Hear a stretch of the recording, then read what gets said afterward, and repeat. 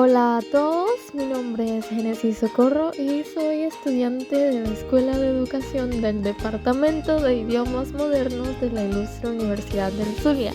El día de hoy les traigo una clase video sobre 3 temas que creo que podrían interesarte.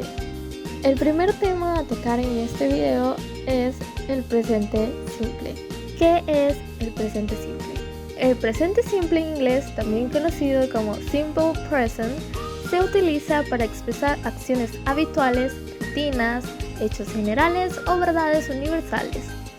Aquí tenemos algunas situaciones en las que se utiliza el presente simple. Punto número 1. Acciones habituales o rutinarias.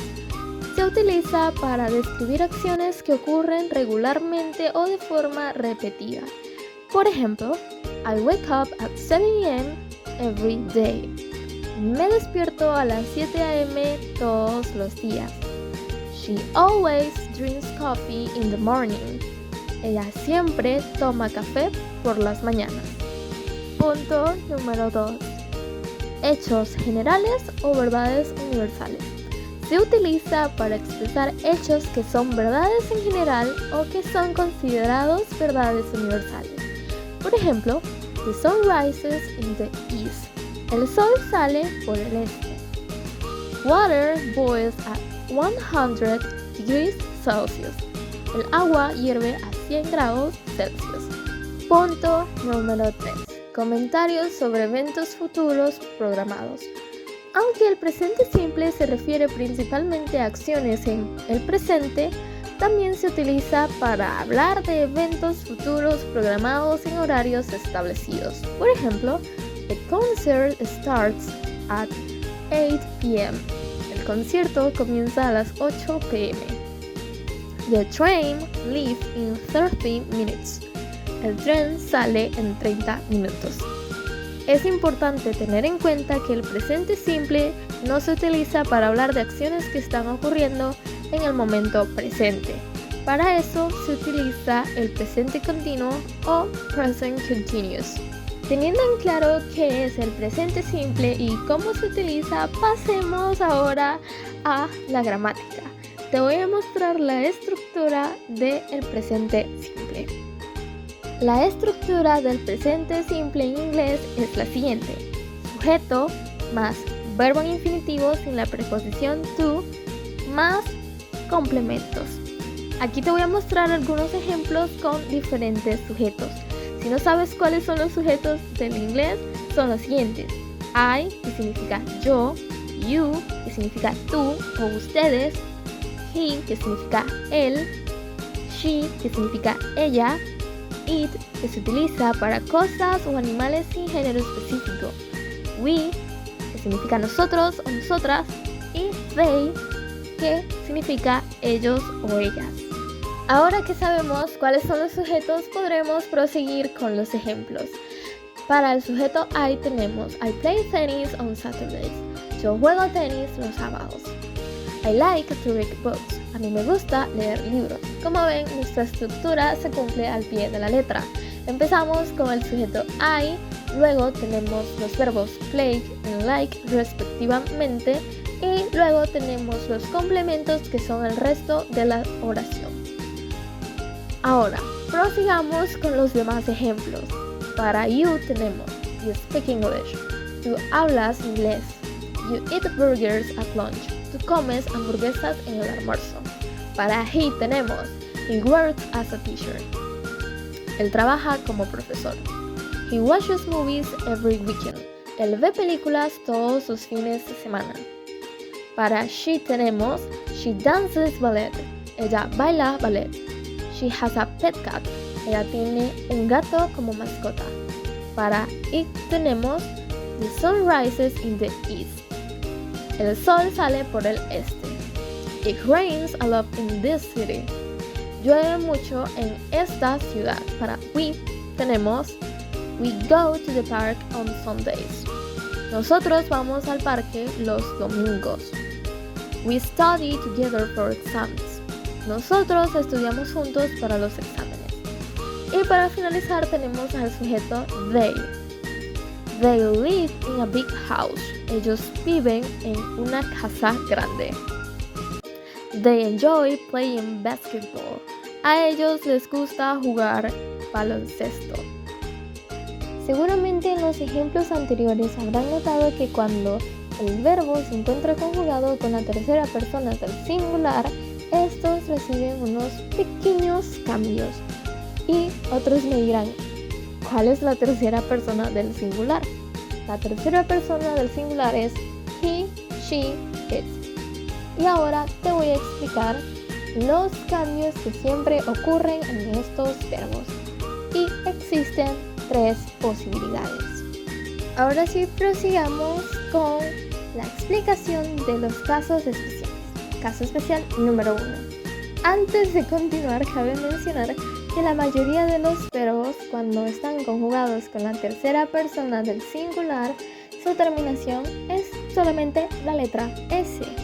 Pero aquellos verbos con unas terminaciones específicas no terminan en S, sino que terminan en ES. Por ejemplo, para los verbos acabados en letra O, SH, CH, SS, X y Z se añade ES en lugar de S para la tercera persona del singular. Veamos a continuación algunos ejemplos. Tenemos el verbo go. Luego de revisar nuestra regla, notamos que go termina en O, por lo cual le añadimos ES y pasa a ser goes. Luego tenemos el verbo wish. Vemos que termina en SH y nuestra regla dice que si termina en SH le añadimos ES y pasa a ser wishes. ¿Todo bien hasta aquí? Pasemos a nuestro segundo caso especial. Los verbos acabados en Y. Cuando la Y no es precedida de una vocal, el terminado del verbo pasa a ser IES. Veamos a continuación algunos ejemplos. Tenemos el verbo study. El verbo study termina en Y, pero no es precedida de una vocal, así que eliminamos la Y y la reemplazamos por la IES y pasa a ser studies. Luego tenemos el verbo occupy. El verbo occupy termina en Y, pero no es precedido de una vocal, entonces pasa a ser occupies. Luego, por último, tenemos que si termina en Y, pero es precedida de una vocal, no hay mucho meollo porque solamente debemos agregarle una S. Por ejemplo, tenemos el verbo buy y le agregamos S. Luego tenemos el verbo play, que está también precedido de una vocal, y solo le agregamos una S. Esos son todos los casos especiales que debemos tener en cuenta. Pero, nota curiosa, tenemos un verbo que no sigue ninguna de las anteriores reglas. Y este es el verbo be, que significa ser o estar. Dicho verbo no lleva ninguna terminación. No lleva una terminación de S, IS o ES, sino que se transforma completamente y debes memorizarlo. Entonces, cuando el verbo be es conjugado con el sujeto I, este pasa a ser am. Entonces tendríamos I am. Luego tenemos al sujeto you, al sujeto we y al sujeto they.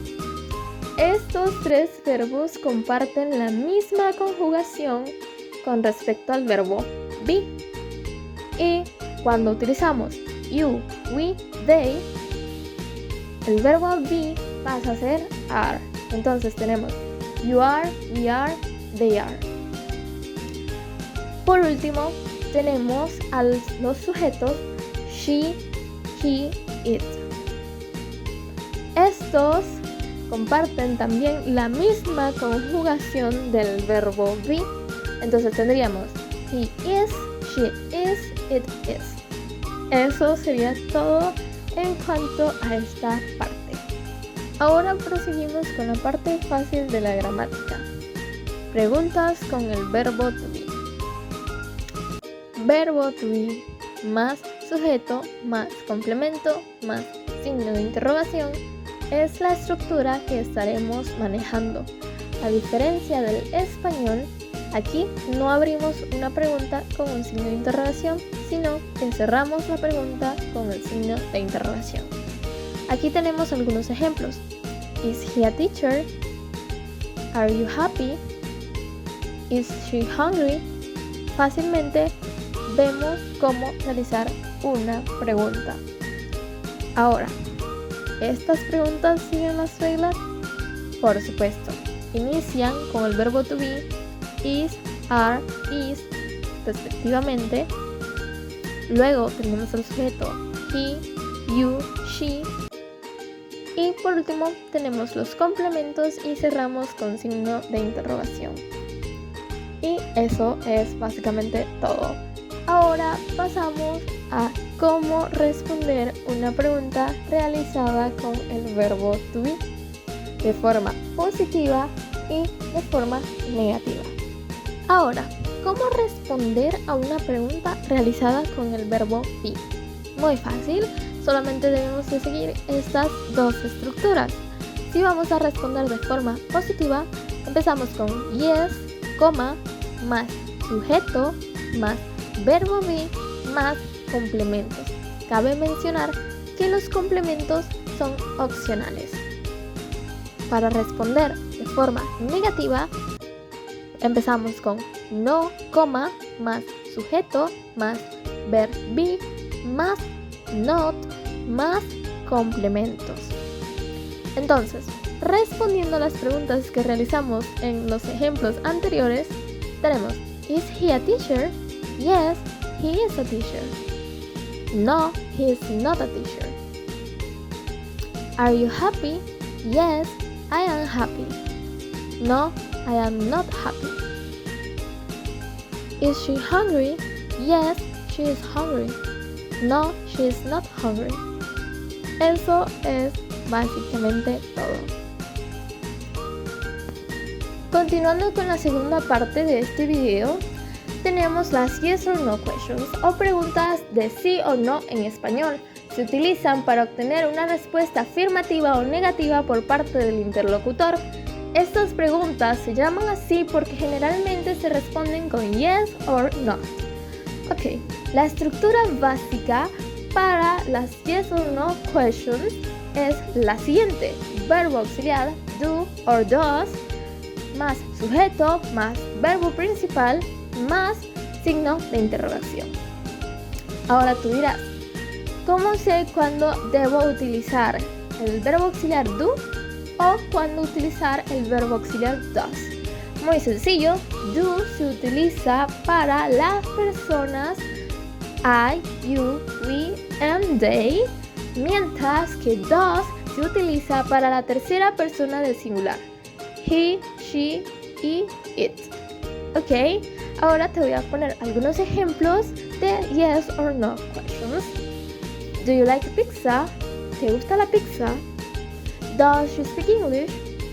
¿Habla ella inglés? Do they have a dog? ¿Tienen un perro? Does it rain a lot here? ¿Llueve mucho aquí? Do we need to leave now? ¿Necesitamos irnos ahora? Como ven, aquí en cada una de estas preguntas se cumple perfectamente la estructura. Iniciamos con el verbo auxiliar do or does, luego tenemos el sujeto y por último tenemos el verbo principal junto con su signo de interrogación, aunque también podemos añadir complementos. Ahora, te preguntarás cómo respondemos a estas preguntas. Y como su nombre lo indica, lo respondemos con yes or not. Pero estas preguntas normalmente solo se responden con yes, I do or no, I don't. Entonces tenemos do you like pizza? No, I don't. Yes, I do.